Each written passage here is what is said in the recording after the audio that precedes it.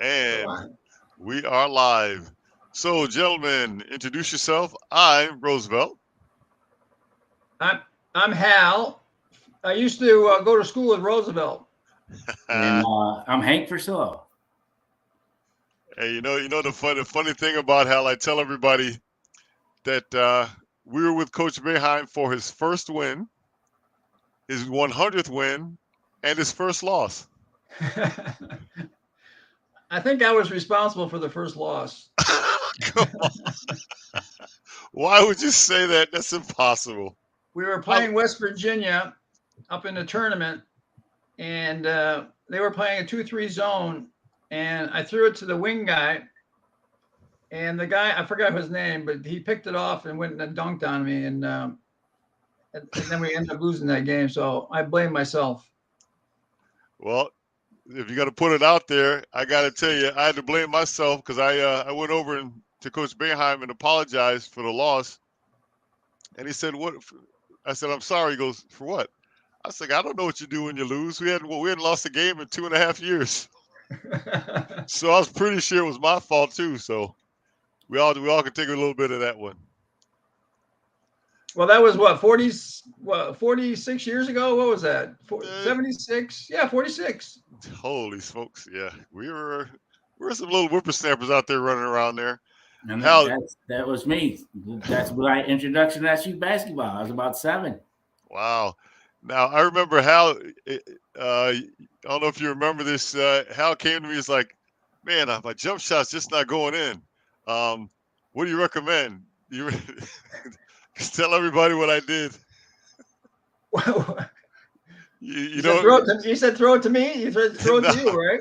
So I went there and I said, I prescribed some music to you. Oh, Earl Clue, or what was his name? Earl Clue, yes. And what was the other? What was the other one? We got Bob James and Earl Clue. Yeah, yeah, Smooth jazz. I said, Hal, you're just moving around too fast. You got to slow it down some. Get mellow. yeah. The other part you said is don't shoot, just throw it to me. Listen, every time I talk to Dale, he tells everybody the same thing. But I'm like, Hal, I went back and I checked my senior year. I had 3 assists. Three. The whole year. That was the time I threw it into you. You were making a move. I came in and took it from you, and then dribbled back out and then shot it, and made it. So that was one. Okay, that was one. The second one, I did a real hard pump fake. My hands were sweaty. The ball popped out. Lewis caught it and dunked it. That's two. That's two. The third one, it must have hit my knee or something. But the truth of the matter is, I remember telling you guys to listen. If you got the shot, take it. Just don't shoot over me. I don't have a problem because I can go rebound it. But if you throw it into me, if I'm this far from the basket and you're this far from the basket, I just can't throw it back out. It gets stuck on my hand. I think the term was called black hole or something like that. But I resemble that remark. So Hank, what school were you in? What was your grade school? I'm from Eastwood, and I went to Henniger. Okay, okay. Yep, I graduated from Henniger in '89, and my dad just grew up a big SU fan as well. So he knows. I mean, guys before you guys, Yeah. and like I said, he was always watching the games, and you guys were. That's what was my introduction. Louie, Bowie, Marty Head, Hal Cohen, Dale Shackelford. That was my introduction, and just diehard. I went to Niagara University for college, but I got to tell you, if Syracuse was playing Niagara, I'd be all over Uh-oh. that. So Hey, Hal, Syracuse, actually, you guys used to play Niagara pretty often, yes, actually. yes, we did, we did. I was just thinking about something. Hank, you probably didn't know. Every day in practice, we used to do these running drills. Mhm. You used to have to run the mile into 6 minutes, and then we also had to run. We had to do 1 mile of ball handling drills. You had to do like I mean, an eighth of a mile dribbling left-handed, eighth of a mile right-handed, between the legs, and then 2 basketballs, and you had to do it twice around. And somebody in the screen used to have a freaking foot race with Marty Head, and they used to pass me like 2 or 3 times. I couldn't freaking believe Hal Cohen and Marty Head used to run the mile in like 30. I think the world record was like 15 seconds faster than was slower than those guys. It was freaking. I couldn't believe how fast he ran. I don't think we were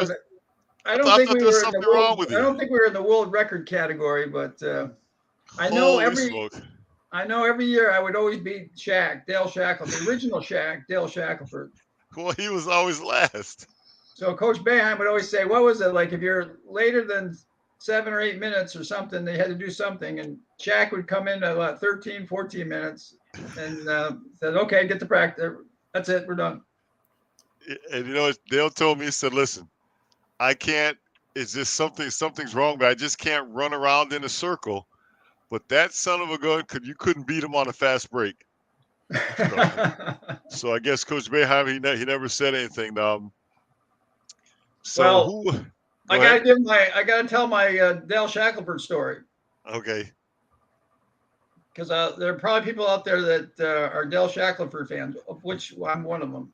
But me too. No matter what team he was on, whether it was a pickup game at the Archbold or it was an intra-squad scrimmage, whoever Dale's team was, team he was on, they always won. Didn't matter who fixed the teams or what. No. But his team always won. He just didn't lose. He didn't want to lose. He did. There was. I don't know if you remember this. I think it was our junior year. I think it was. No, remember Coach Boeheim? We'd have our last scrimmage before we go on the road, and then we'd all put our hand in there. And we broke up. We'd all have to leave the gym. He said, "I don't want anybody in there staying after," because Hal used to stay after and want to shoot, and Brendan Malone used to grab me and take me down and tell me 15 minutes, Rose, 15 minutes, and it would be like 45 minutes later, and I would be just passing out. But this particular day, he goes, nope, I want everybody out of here. So we all put our hands in, we break up, everybody starts to walk away, and Dale says, I didn't tell you guys you could leave yet. And everybody ran back and put their hand in there. Except Coach Boeheim was going like, and then so I remember I turned to somebody and I said to them afterwards, I said, is there any doubt in anyone's mind who's running this team? He had a way of motivating, controlling. He was by far for me the most influential and flexible player that we had at Syracuse. Remember how he played? I know you probably got tired of seeing him because he played center, then he went to the 4, then the 3, then he played guard. Yeah, he did it all.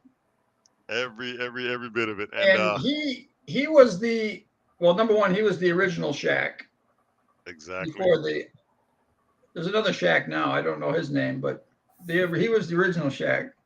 And he was the guy that came up with the I think he had a cold or something one day. Exactly. And T-shirt. He wore a T-shirt under his regular uniform, which nobody did. And I think it was like a gray T-shirt or something. Gray T-shirt, yep. And then he had a good game or something, and then he just kept wearing it. But that became, like a national thing where everybody was wearing shirts underneath their uniforms. He was the guy, right. I think, that started it. Yeah. And we used to have to wear those shorty shorts, right? Yeah. So Dale started out with the T-shirt. Then he started wearing the grays underneath the shorts, and then they said, we don't want anything. We don't want them to be, too long. And he would grab the front of his gray shorts and he stretched them so that in the back they were the same length as the other ones, but they're longer in the front. And everybody from that point, I started wearing them. Even when I went to Europe, I was wearing grays under my uniform. I was like, I got to keep hope alive. He was a trendsetter. Oh, he was, without a doubt. We were just following along because how many times did he do something in practice and we're looking at each other like, I remember one time Coach Boeheim had us running a lot. And, we do the rebound drills where I throw the ball up on the board, I jump and get the ball, and I throw the outlet pass. And Coach Boeheim had started walking out towards, it was on the side of the court. He actually walked out to the court. So Dale comes to me and goes, Rose, throw the ball over there towards Coach Boeheim. And I was like, okay. I threw it over there. He wanted to run him over. So I throw the ball over there, and I thought he was gonna hit him. Coach Boeheim he faked him and sidestepped, and he goes, I thought you had me. Ha ha ha. I was like, that's when I was impressed that Coach Boeheim, he could really move back then, because I don't know why I threw that basketball over there, because I think Dale had put his influence on me. I got the outlet, and I threw it right towards where Coach Boeheim was standing, and Dale's just running, and Coach Boeheim went, pew. I was like, how did he get away? But that's the kind of stuff, our practice, there was never a dull moment. Never a dull moment. Now, what about these guys now here? What's the consensus? Hal, they know what Hank and I think. Tell us what you think about what you've seen thus far. Well, I think it's a learning process, just like when we were freshmen. Coming from high school, even though maybe as Rosie would scored 30 some a game, and you think, well, maybe we're pretty good, and then all of a sudden you're playing men. Guys that have been around for a while and older and stronger, and But so obviously the freshmen are playing a lot of minutes, and they're going to learn pretty quickly. And back in our day, I believe we had that run of games where, in the first part of the year, you were beating up people pretty good. And so you got a lot of practice before you're thrown into the big games. Right. So I think, it's going to be a season of learning and adjustment, and hopefully at the right time they come together, and the veterans plus the youth, will, like again, I don't know if it's similar to our year, but we had a lot of senior guys. Yeah. Jimmy Bug Williams and Marty Burns, and what else do we have there? Oh, Larry Kelly, and Yes. So we had a lot of senior guys, but we had a lot of young guys. And then by the end of the year, we had a nice mix and had a good run there. So it was a lot of fun. Hal, during one of our games, I think we were playing against either Rutgers or St. John's. And in that particular game, Lewis and I both had 19 points and 19 rebounds. and I knew that I scored pretty good, but I was going into the locker room, and I heard him say, Lewis Orr, 19 points and 19 rebounds. I was like, when did it happen? Lewis was so smart. The shots that I missed, he would just tip them in so nobody would even see him. So at the end of the game, we're like, so we get into the locker room, and Jimmy Williams comes over to Lewis and I, because our lockers were next to one another, and he goes, way to go, big guys. And then he had a big smile on his face, and then he got real serious. He said, don't do it again. This is my show. So we had a little bit of everything. Oh, my goodness. I know if he said that to me, I would have said, okay. It was definitely, we had a great group of guys. Now, what do you think about I was watching the play of Jesse Edwards. So Hank, what did you see this last game? I saw the last game as, you and I talked before, it goes through him. You have more options when he gets the ball, for him to kick it out. And I think you saw that. I think you saw Gerard early on getting him the ball and not looking for his shot, but for distribution, and in turn opened up shots for him by getting it inside. So I think it goes through him for sure. Yeah, Hal, you don't even have to ask my opinion, because you already know. What do you think? It's got to go to the big guy, right, Rosie? Yes, the ball goes to the big guy. I tell you what, everybody turns. Everybody turns and tries to get closer to the big guy when he catches the ball. And I didn't learn that part about throwing it back out very well, but Jesse's very good at throwing the ball back out. And when they catch it, they got a much better shot. I think the first thing I said at the beginning of the year, I said this team will depend on how quickly Joe and Jesse work together, because Joe, if he doesn't pass the ball inside often, then they will see him as a shooter and a threat, and they'll try to isolate him. Yeah. And they'll isolate him where they'll find some guy that's like 3 or 4 inches taller, really quick, and that will smother him. But if he starts penetrating, if he penetrates and looks for, it can be any big going to the basket for a dunk, they will start. Then all he has to do is like fake in that direction. And they either have to respect his fake, and if they don't respect the fake, he puts the ball on the floor. And if they do, and if they go after the fake, then he gets more room, or just by throwing the ball inside. And Jesse is showing that he's more than valuable at passing, more than willing, I should say, to pass the ball out once he catches it and putting it in the right hands. Hal, have you noticed anybody else has passed the ball pretty well now, as far as bigs go? Give me a clue. He looks a lot like John Boulajac. Oh, is that who that is? Is that who? Yes, John Bowles. Well, oh man, that's cool. I like it. I think it's. I think the game has changed since you played, Rosie, or I played, in that really wasn't part of the game of throwing it in and throwing it out. Now it's become to be an effective team. You got to get you have to throw it in, and that the person who's low or it gets the ball low looks opposite. I mean, that's all teams. They have drills and penetrate and kick out for the guards. But also, if you can get a big man who can catch and then look opposite, that's a great way to get free 3-point shots, free ones where you're wide open. And just like everybody else says, every time you get an offensive rebound, that's the best time to get a guy for an open three, because everybody's in by the basket. So that's definitely changed since when we played. If you got the offensive rebound, you're going right back up with it. But exactly nowadays you get it, and they're telling you to throw it 30 feet away for somebody to get a three. I might have had some technical difficulties with that one, but I understand the logic behind it, and I guess you could have brought me around to it eventually without too much pain. Every now and then one would stick to my hand. See, I was trying to throw it. It's just that it was sticking to my hand. So, go ahead. No, I think it's a matter of playing together and finding out what's the right combinations, and who plays best with who, and then you got a lot of difficult games coming up in the ACC, in this league. It's a tough league. Like when we played, you had obviously St. John's and Rutgers and a few other big games, but now it's like every game is a huge game.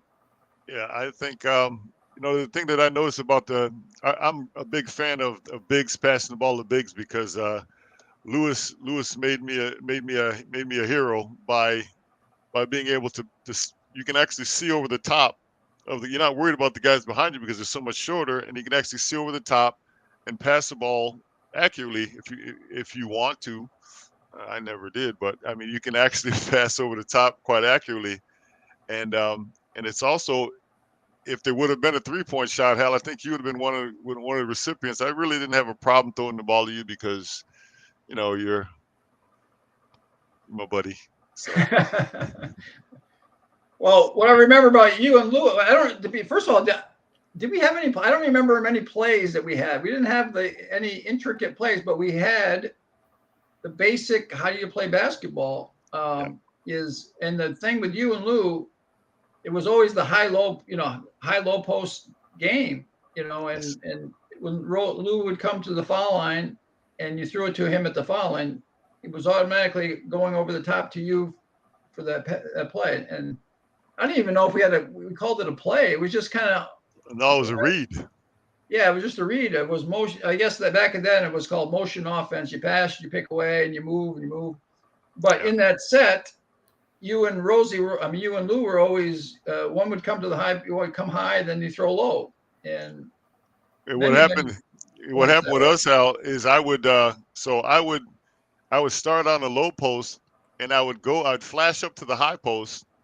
And then when I got to the high post, I get my man to move. And when I went back down and Lou flashed up, that's where the confusion came. They didn't know whether to stay with him and we just had this feeling like when he would kind of look over his shoulder when he saw something. He was probably one of the most knowledgeable people that I knew, Hank, about basketball. All I knew about basketball is I was going to work harder than the guy next to me. I Right. said, if I got a big guy, I'm going to run him until he dies. He'll die either the first half or second half. That's my basketball logic. Hal Cole could make like 598 foul shots in a row. And if I made 5 in a row, I was happy. So I was like, how does he like shoot the same shot over and over again? So I'm playing with guys where I have no concept of how they do these things. I said, well, the only thing I know is if they put a big guy out, if they put a guy out there that's like 6'10", 6'11", and he weighs like 240, I know for a fact I can run him until he dies, and then we'll win the game. And then I was fortunate enough to take the time to learn basketball while I was playing with you guys, and I even managed to figure out how to shoot a jump shot eventually. Unfortunately, I was no longer at Syracuse, but I appreciate the repetition there. Hey, I got a question for you, Rose, before I forget. You know this NLI thing? Yeah, okay. I think we got to go back 46 years ago. And what's that called when you collect money from 46 years ago? What is that? You know, didn't they? You must have had so many endorsements and not endorsements, but things you were involved in that you never got a dime for. Not a dime. You know what? And I'm kind of I wouldn't.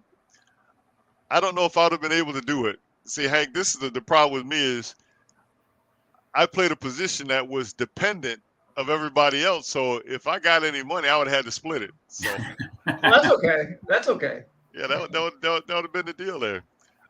Hank, how do you think they're going to do? What's your opinion on this? Are you a Syracuse? First, I want to ask Hank, Hal, and then I'm going to ask you. Are you one of those guys that Syracuse hates Georgetown or how? Yes. Okay. Yes. I mean, I go back to when, Andre Hawkins bounced the ball off of Patrick Ewing's head. I mean, those games are nasty. I remember the oranges flying, hitting the backboards. I remember Bucky Waters would announce the games. I think he got hit with oranges. I don't even think he announced anymore after that. Yeah, I mean, they were talking on the radio about should it still be a rivalry? Yeah, I think we should still play them. I mean, I think everybody that's an SU fan, it just gets jacked for Georgetown. I don't care who's on that team. It's Georgetown, it's just it's a big rivalry. I think I'm a Steeler fan. It's like, I don't like the Cowboys. I got to not like the Cowboys, it's a big rivalry. Yeah. So. Okay. That's good. Hey, there is no wrong answer. I'm, if it wasn't, that Georgetown Syracuse game we had at the Dome, at Manly, that ended our run there of wins. Yeah. That set the tone for the whole Big East. I mean, that made the Big East right there. So I guess I'm thankful for Georgetown being that good at that time, because remember when we first played them, I had never really heard about Georgetown, No. And then we learned pretty quickly that they're pretty good, and so I'm glad that they were good and that we were part of that beginning of that whole Big East rivalry, and I mean, obviously we want Syracuse to beat them, and of course. I'm glad we were part of it. But that's still news. I mean, that's why I'm saying. I mean, John Thompson closing Manly. Anytime we play Georgetown, it's always brought up. And it's relevant. It's relevant. I think they should continue to play. I think it's a good. Oh, no question. I think they should definitely. Yeah. No, I've got a bit of a different opinion. Like, my opinion was, and I've always had a problem with anybody that came into Syracuse or played against Syracuse that thought they wanted to win. I had a problem with that. So I can't say that I had more of a problem with Georgetown than anybody else. Also because my sophomore and junior year, I played on the USA national team. and Craig Shelton was my roommate. So he was a big guy for Georgetown. So we actually became friends at that time. And then when I went to Italy, Craig ended up coming to Rimini. So he was about a half hour away. He was like always over at the house. So it was kind of it was nothing personal. But as soon as you put on that uniform, if we used to look at it like this, if I respect you, I got to give you everything I got to try to beat you. And then whoever wins, wins. And after we walk out of the lines, let's go get a pizza. You know. But now that's as a player. Now once I left and I was no longer a player and I became a fan, I kind of like to see Syracuse beat the crap out of Georgetown. It's just hey, I fall right into that category. But it was it was I didn't even Hal. You know, the funny thing is I had no idea that John Thompson said that until I came back home 20 years later. So somebody said, well, I came home and somebody interviewed me and said, what do you think about, John Thompson saying that Manley Fieldhouse is officially closed? I was like, what are you talking about? Because right after the game, I came inside and my mom was there. My mom goes, baby, you sucked. She said, she said that game sucked. So, but then she said, that's okay because I still love y'all. And I was like, okay, so that put everything into perspective. I went into the locker room, got showered up. We left, went and had some sandwiches, and I never knew because I never read newspapers. I never listened to anything. I had a friend that took from high school all the way until I stopped playing, made a scrapbook because I felt I can't read articles because it'll distract me from my preparation to get ready for each game. I didn't want to be distracted into thinking like, am I going to play defense any harder against the guy if I know who it is or not? So I never knew Hal until I came back. I'll tell you something else I didn't know. I didn't know I had the shot block record until they called me and said, what does it feel like to know that the Eton Thompson about to break your shot block record? I was like, well, actually, I didn't know until today. Hey, there's just some of those things that you can't put pressure on yourself if you don't know about them. And it was my choice to isolate myself from. I played basketball. I love basketball, but once I finished playing, I didn't know who I was playing against. I didn't know who they were. Like I said, I'm sure Coach Boeheim would tell me everything I need to know before the game starts. So. Because I played with guys like Louis Orr, Hal Cohen, and Marty Head, and Dale Shackelford, and also these guys knew basketball. Hal's the coach's son. I didn't know that my first introduction to Hal Cohen was this. I played at Kendall, Class C school, and my coach would put a copy up above the door of the varsity room that had the leading scorers in Class C. And I'm looking up there every day. I'm up there. I'm like, so he puts it up there. So I go look at it. I was averaged 34 points and 19 rebounds a game. And I know that because he made us go up there and look at it. And Hal, there was another guy that was averaging, 32 points? It was 30-some points and like 12 or 15 rebounds.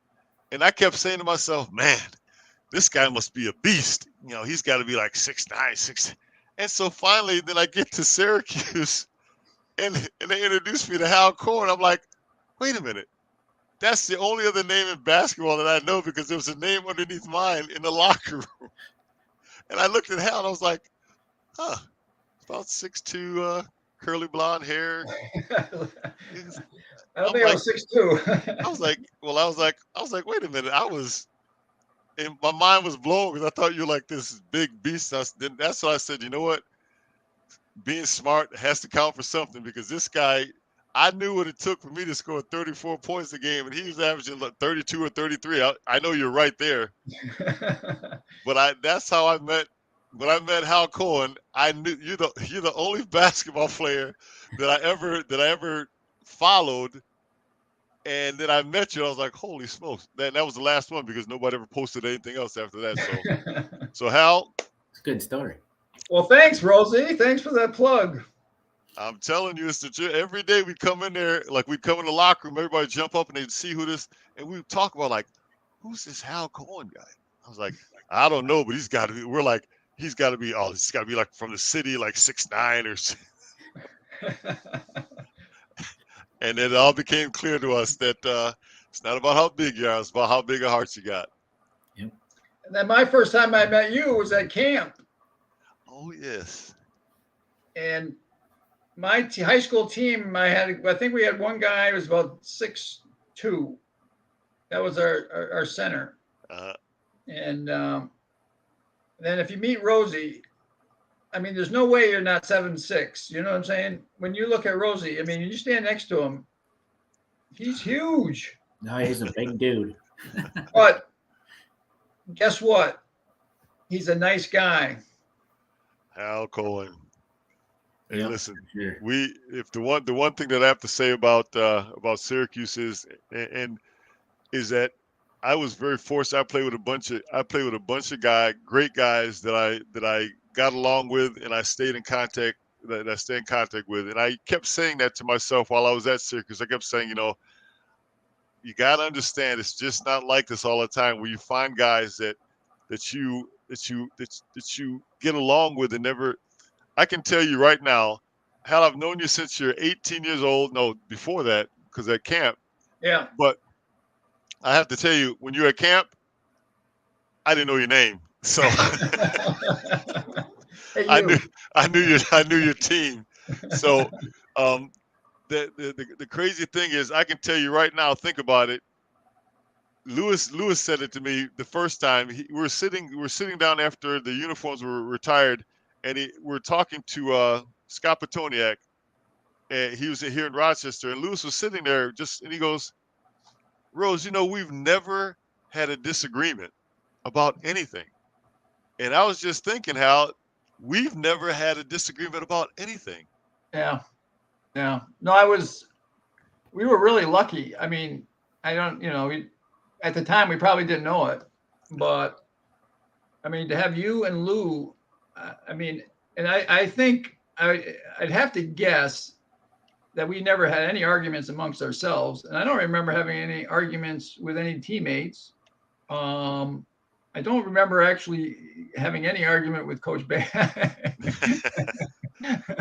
Coach, how you mentioned that one time somebody, was it a board or something, flew by you? Oh,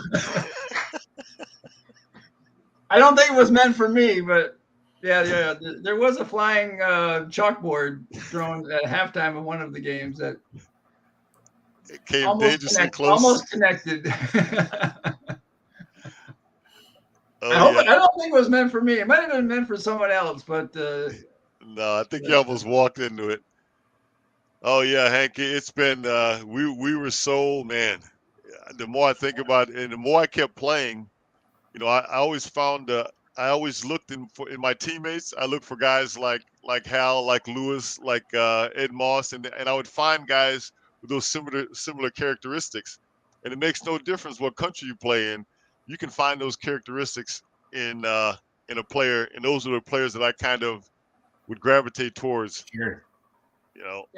The other thing I remember too is, I guess we're getting older now, but I don't remember ever like missing a practice or definitely never being late for a practice but I don't remember, even if I was sick or something, maybe just once or, that I called to say that I wasn't feeling well or something like that. But I don't remember you or Lou or really anybody, like missing practice or anything like that. I remember Lewis missed one practice. He had to get orthoscopic surgery. Oh, yeah, remember? Yeah.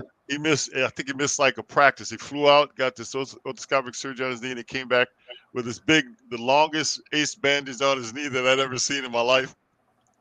And I'm trying to think see if you remember, freshman year, my 5th game at Canisius, I dove for a loose ball and I broke my right hand. Remember I swear that my hand was broke. I missed one practice. Don Lowe made this thing up for me the next day, and they were calling me Clubber Lang because it had to be, when the referee checked it, all they had to do is it had to be able to flex. So they kind of put this little rubber coating over a cast, and that was the best way to clear out going to the basket. But I broke my hand after the 5th game at Canisius I missed one practice. But I was very fortunate when I dove on the floor and I was sliding. And as I was sliding, I realized that the ball had turned over. And I said, if I can get up real quick, I can be down there for a fast break and get a dunk. So as I was sliding, I pushed up and I got a green twig break in my right hand. And so I come out of the game. I said to Don Lowe, I was like, Don, I can't, something's wrong with my hand. I can't feel anything. And I said, I think I broke it. And he goes, there's no way you broke your hand. You'd be in so much pain. And I held my hand up, and when I bent it, it was flexing in the middle of my hand. And he goes, holy crap, Jim Rosie broke his hand. And I came out of the game. I missed one. He took me back. They molded a press for my hand, and like we didn't miss practice. What was it Bernie used to say? He used to say, like, if you're feeling a little stiff or achy, go out there and sweat it.